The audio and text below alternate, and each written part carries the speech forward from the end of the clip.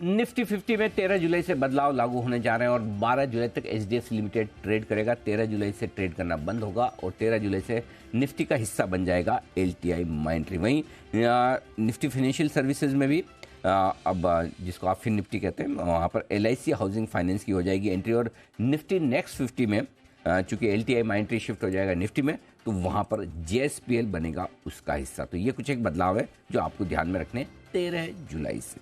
Banks के update आए हैं और वहाँ पर आपकी नज़र बंधन bank stock of the day में अनिल जी ने बात करी दी थी। इनका खराब अपडेट आया, बाकी बैंक से बढ़िया इनका खराब अपडेट आया। साथ ही सीएफओ साहब ने इस्तीफा भी दे दिया, हालांकि कह रहे हैं कि वो अदर अपॉर्चुनिटीज ढूंढने के लिए इस्तीफा दे रहे हैं। तो बंधन बैंक पर रहेगी नजर। बाकी बैंक्स के जो अपडेट हैं वो अच्छे हैं। HDFC bank, IndusInd bank, RBL और एयू स्मॉल फाइनेंस बैंक, इन सभी पर रखिए आप नजर।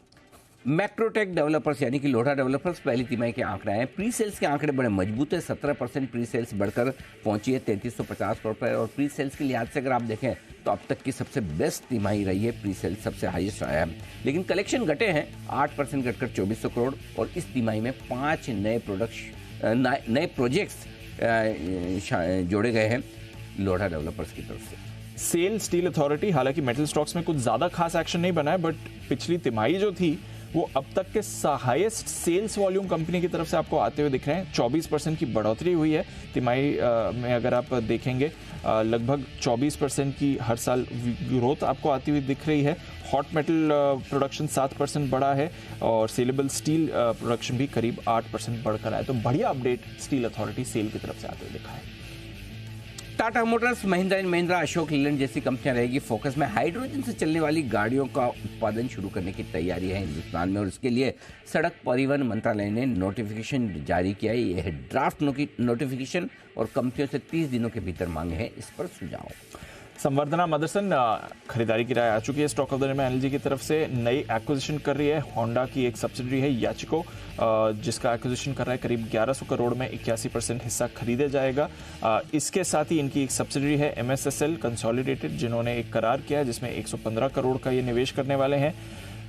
नोमुरा की तरफ से डबल अपग्रेड आया है, न्यूट्रल से बाय हो गया है। टारगेट भी 90 से बढ़ाकर 105 कर दिया। तो 3 पॉजिटिव खबरें हैं मदरसन के लिए। पिछले 2-3 दिनों से स्ट्राइस फार्मा में थी जबरदस्त तेजी और उसकी वजह आज समझ में आई कि इसकी एक सब्सिडी कंपनी है जिसने सिंजिन के साथ किया है कारोबार। और बेंगलुरु में स्ट्राइस फार्मा का जो एक प्लांट है वो 702 करोड़ में सिंजिन को बेचा जा रहा है। 90 दिनों के भीतर ये ट्रांजेक्शन होगा पूरा। जीनस पावर ये भी एक्शन में रहा है, इनके लिए बड़ी खबर है। इन्होंने जीआईसी के साथ करार किया है, उनके एक एफिलिएटेड फंड के साथ, जिनको वारंट जारी करके करीब 520 करोड़ रुपए जुटाने वाले हैं। और फिर इसके जरिए एक जॉइंट वेंचर भी क्रिएट किया जा रहा है दोनों के बीच में, जिसमें जीनियस की करीब 26% हिस्सेदारी होगी। Advanced metering infra services provide करने के लिए करार है। तो 2 इंपॉर्टेंट खबरें जीनस पावर के लिए आज। IOC इंडियन ऑयल कॉर्पोरेशन, ये है वो स्टॉक जो रहेगा सुर्खियों में। 7 जुलाई को होने जा रही है बोर्ड बैठक यानी कि परसों, और राइट इश्यू के जरिए फंड जुटाने पर होगा विचार। और फाइनली मिंदा कॉर्पोरेशन, सोसाइटी जनरल काफ़ी सारे इंडियन स्टॉक्स में खरीदारी कर रहा है शेयर्स की। कल 17.25 लाख शेयर्स इन्होंने खरीदे हैं 281 के भाव पर। तो करीब 50 करोड़ की खरीदारी इस काउंटर में हुई है कल सोसाइटी जनरल की तरफ से। ये है आज के टॉप 10 स्टॉक्स।